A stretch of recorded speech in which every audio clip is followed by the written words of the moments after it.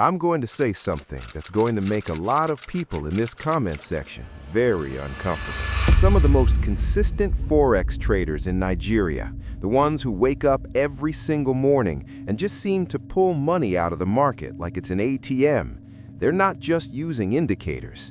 They're not just reading price action. Some of them are doing something else, something that most finance content creators won't touch. I'm talking about Juju. Now, before you click away, I need you to hear me out, because what I'm about to show you goes deeper than you think. And by the end of this video, I promise you, you are going to understand Forex trading in a way that nobody has ever explained it to you. Stay with me. Let me tell you about a man I'll call Emeka. Not his real name, but everything I'm about to tell you about him is real. Emeka started trading Forex in 2019. He was like most of us. He watched YouTube videos, he learned candlesticks, he opened a demo account, turned $200 into $800 in 2 weeks, got confident, opened a live account with his savings, and blew it 3 times. By 2021, Emeka had lost close to 400,000 naira. His girlfriend was asking questions, his landlord was knocking, and he had nothing to show for 2 years of staring at charts. Then, one afternoon, a guy in his trading WhatsApp group posted a screenshot, a clean trade, XAU USD, bought at the exact bottom, sold at the exact top, profit over $200 in one trade in less than 3 hours. Emeka typed, "Bro, how?" And the guy replied, 3 words, just 3 words, "My man handles it." Emeka thought it was a joke, but the screenshots kept coming. Every week, this guy was printing money. No big losses, no wipeouts, clean entries, clean exits. Like someone was telling him exactly where price was going to move before it moved. Emeka eventually called him, and on that call, the guy told him something that Emeka was not prepared to hear.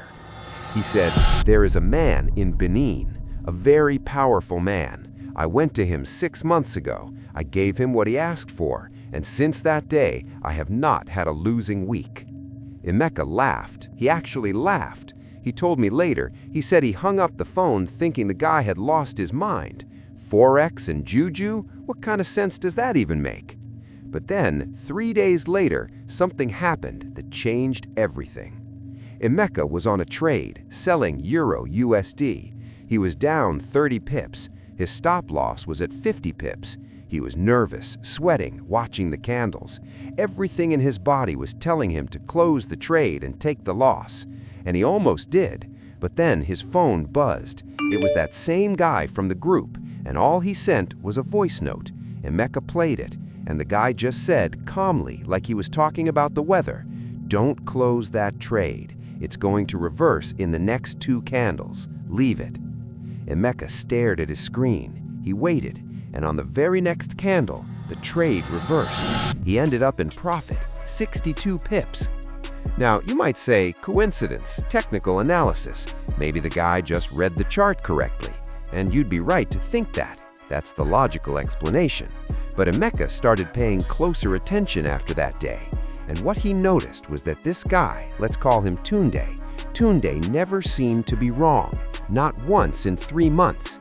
He'd call tops, he'd call bottoms. He'd tell people in the group to stay out of a trade, and the market would spike and wipe out everyone who entered, and Tunde would be untouched.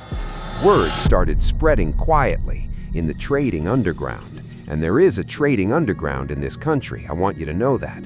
People started talking about traders who visited certain people, about rituals done before market opens, about money washed in certain water, about the edge that couldn't be explained by charts alone. And here's the thing that I want you to sit with for a moment. These stories are not new. They didn't start with Forex. Go back far enough and you'll find the same stories in Lagos markets in the 1980s, about traders who always bought the right goods, businessmen who never took a bad deal. Money in this culture has always had a spiritual dimension, always. So the question is not whether people believe this. People clearly believe this. The question, the real question, is why. Why are some of the most intelligent, educated traders in Nigeria, people with degrees, people who understand fundamental analysis and monetary policy and liquidity sweeps. Why are some of them still quietly visiting someone? What are they actually looking for? That's where this story gets interesting. I spent time thinking about this seriously because I trade, I understand this world, and I've had conversations with people who I won't name, who admitted to me privately that they had done things, let's call it seeking spiritual assistance, before they found consistency in the market. And what I found when I really dug into it was fascinating. Almost every single one of them, without exception, had one thing in common. It wasn't the ritual that changed their trading, it was what the ritual gave them on the inside. Think about what Juju actually does to a person psychologically. When you believe something is working for you, that a force is on your side, that you are protected, that you cannot lose, what does that do to your behavior?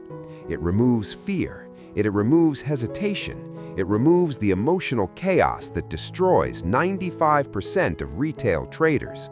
Suddenly, a person who used to move their stop loss out of panic, they don't do that anymore because they believe they're covered. A person who used to revenge trade after a loss, they stop because the ritual told them that losses are part of the process and the protection covers the overall journey, not every single trade. A person who used to overtrade, they become patient because now they believe they only need to wait for the right moment, and the right moment will come. Do you see what's happening here? The Juju is not moving the market. The Juju is moving the trader. It's giving them the one thing that cannot be taught in any YouTube video. The one thing that separates the 5% who consistently profit from the 95% who consistently lose. It's giving them mental discipline. It's giving them emotional control. It's giving them the ability to execute a system without letting their feelings destroy it. And here's the part that nobody talks about, because everybody is either too religious to discuss Juju or too secular to take it seriously. The traders who became consistent after their rituals also almost always had to learn a real method, a real system, because the person they visited, in most cases, told them the power only works if you know what you're doing. You still have to do the work. The spiritual force amplifies what's already there. It doesn't replace skill.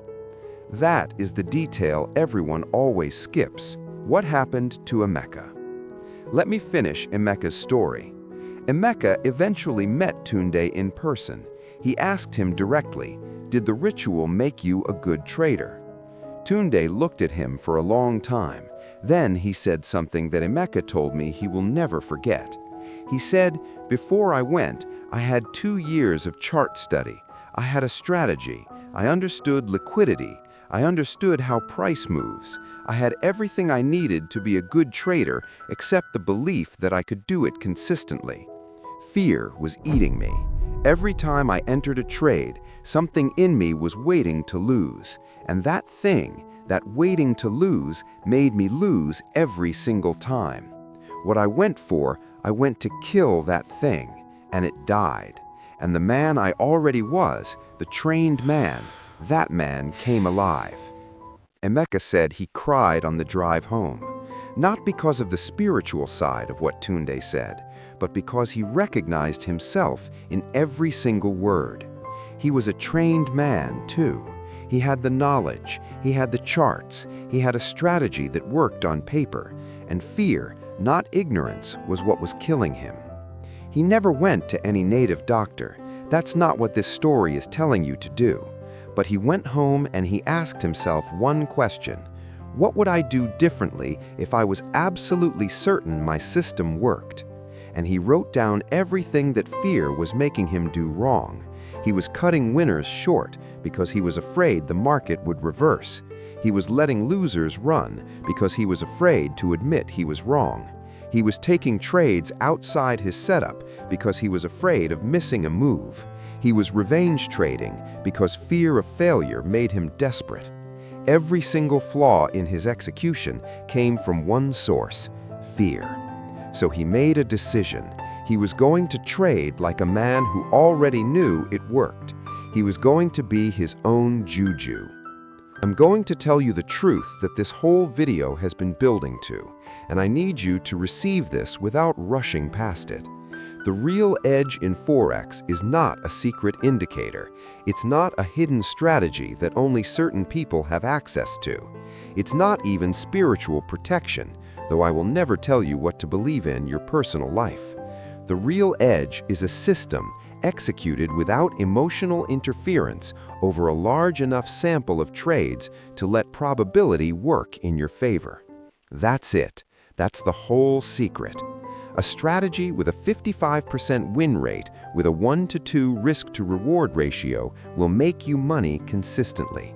Not every day, not every week, but consistently over time. The math is not complicated. The math is actually simple. The only thing that stops traders from accessing that result is themselves, their emotions, their impatience, their ego, their fear. Mark Douglas, one of the greatest trading psychologists who ever lived, spent his entire career saying this one thing in 100 different ways. The market is not your enemy. Your own psychology is your enemy.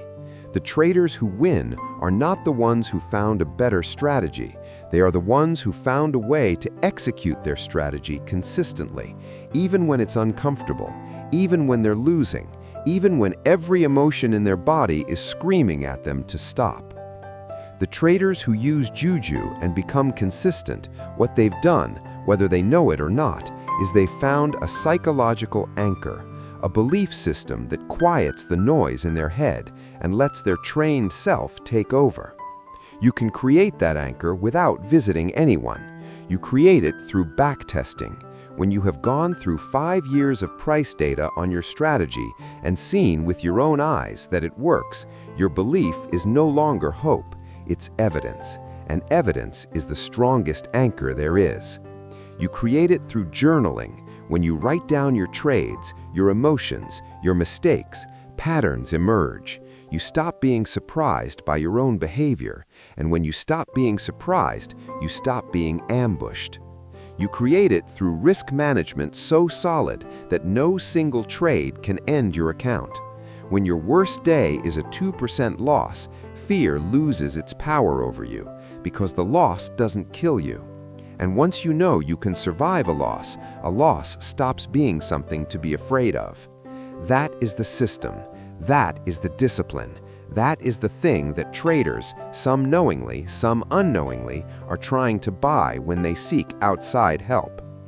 Emeka eventually became consistent, not from a ritual, from a decision to trust his training, protect his capital, execute his setup, and let the math do what math always does, reward the patient and the disciplined. He sent me a message last month. His account is now the largest it has ever been. He said, and I'm going to leave you with his words, he said, "The Juju was already inside me. I just had to stop being afraid to use it." That's your takeaway. You already have what you need. The question is whether you're willing to build the discipline to use it. If this video helped you see trading differently, drop a comment below and tell me what is the one fear that's costing you trades right now. I read every comment. And if you want me to break down the exact system, the backtesting, the journaling, the risk management rules that turns knowledge into consistency, subscribe because that's exactly what this channel is about. I'll see you in the next one.